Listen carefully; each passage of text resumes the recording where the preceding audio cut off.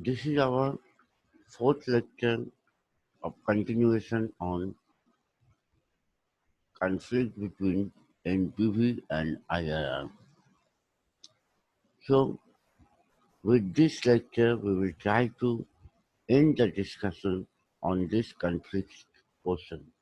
Already we have identified one conflicting result that happens in diagram 2 if the cost of capital is less than the discounting rate of the intersection point.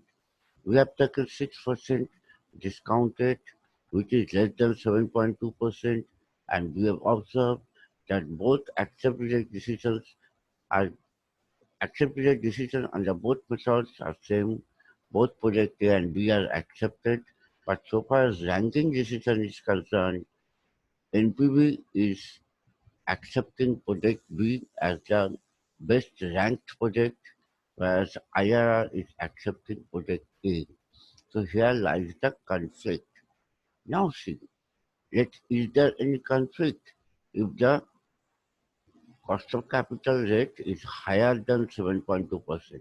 Let us assume that cost of capital is 10%. That means higher than 7.2% cut-off rate. If it is 10%, then we, it will be somewhere on this particular point of the x-axis. Suppose it is 10%. So at this 10%, both blue line and black line is giving positive NPV value, which means both projects are accepted under NPV method.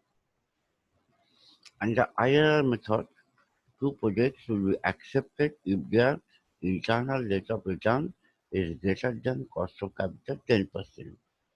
It is also true because under for project B, the IRR is 12%, which is higher than 10% cost of capital that we have assumed for explaining it, and for project A also at 18%, which is higher than 10%.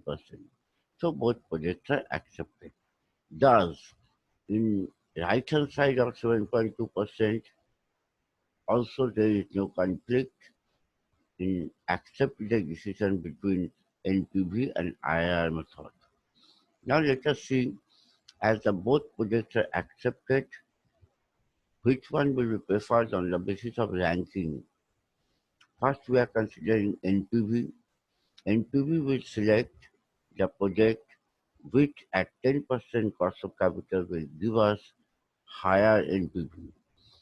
Just see on the right hand side of 7.2%, the black curve is always above blue curve, means NPV of project A is greater than project B. So there is project A which will be preferred so far as ranking decision is concerned in NPV method. In IRR method, the project with higher internal rate will be selected.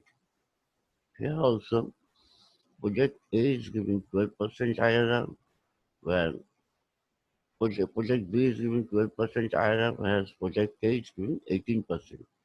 So IRR wise, project A is again better.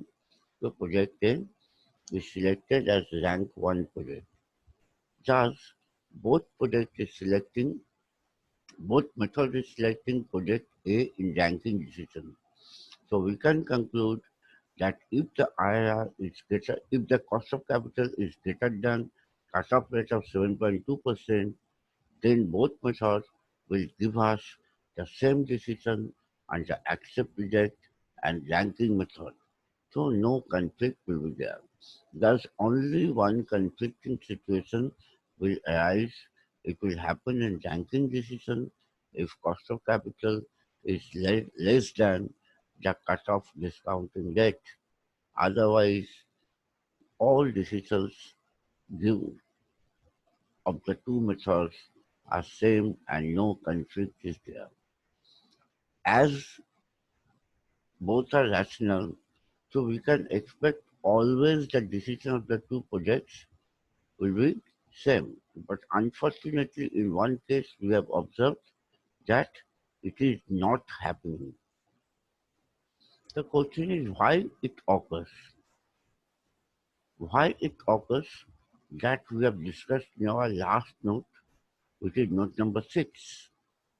So here we are just mentioning the reason for this conflict. It is due to a peculiar assumption of the internal rate of return method.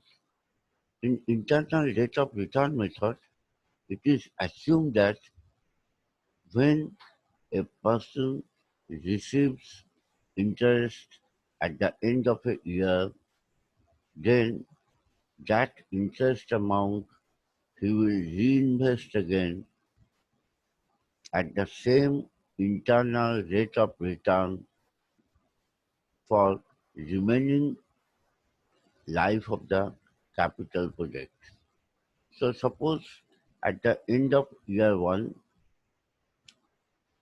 your return is interest return is say 12%, so you have to reinvest the entire amount at 12%.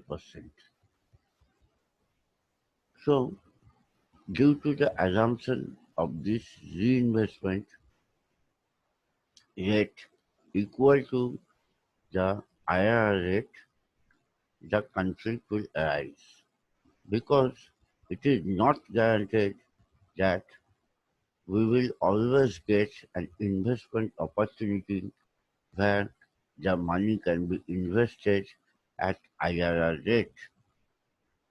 So due to this assumption, this conflicting situation is arising. Now the question is, if this conflict pop up, how we can overcome it? The answer is very simple. The experts are saying that if there is a conflict, always go with the decision taken under NPV method.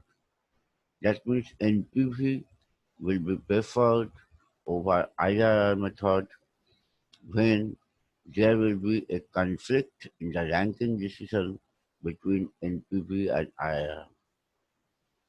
Alternatively, another technique has been developed.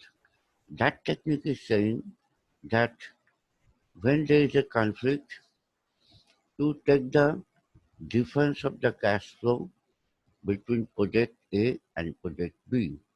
That means suppose life of the project is 5 years. So from time 0 to time 5, whatever cash inflows and outflows you are getting from project B, you deduct them from inflows and outflows of the project A for that particular year. This will give you incremental inflow and outflow of the two projects. Now you use the cost of capital as discounting rate and calculate NPV of the incremental project. If the incremental project NPV is found positive, then you accept project A both for and ranking wise also go with project A. But if the NPV is found negative, then you don't select project A, you go with project B. In fact, if you apply this technique, then also you will observe that result that you are getting is the same result that NPV is giving you under ranking method. That is why if you don't have to do the incremental calculation for resolving the conflict, rather it will be quite easy for you to always prefer NPV method whenever there is any conflict. Now the question is how the defect of the IR system can be removed and can be made IRR more appropriate. For that, a new method has been suggested, which is known as modified internal rate of return or MIRR method.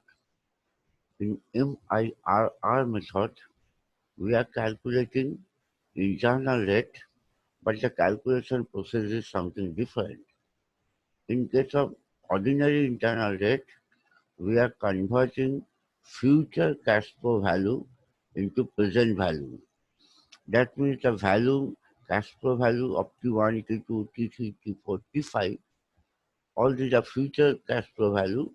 We are converting them into equivalent present value of time T0. So we are using the present value discounting concept. But here in MIRR, we will move differently. We will convert all the cash flows equivalent to the value of money at the end of maturity of the project. That means we will go from present value of the cash flows to the terminal value of the project. Suppose you are receiving cash flows after a cash inflow of 1 lakh after 1 year and the project life is 5 years. Then assume that this 1 lakh will be will be invested at cost of capital rate, and then what will be the compounded value of this 1 lakh after 5 years. In this way, to calculate future value of cash flows of year 2, year 3, year 4, and year 5. And then you calculate internal rate of return. So this method will automatically remove the assumptions of the ordinary IRR and make it more rational and scientific. So that part we will discuss in our last lecture on capital budgeting that we will present subsequently. That's all for today. Go through the 4 lectures that we are uploading it to make this conflicting situation totally clear and follow the note carefully along with these lectures. Thank you.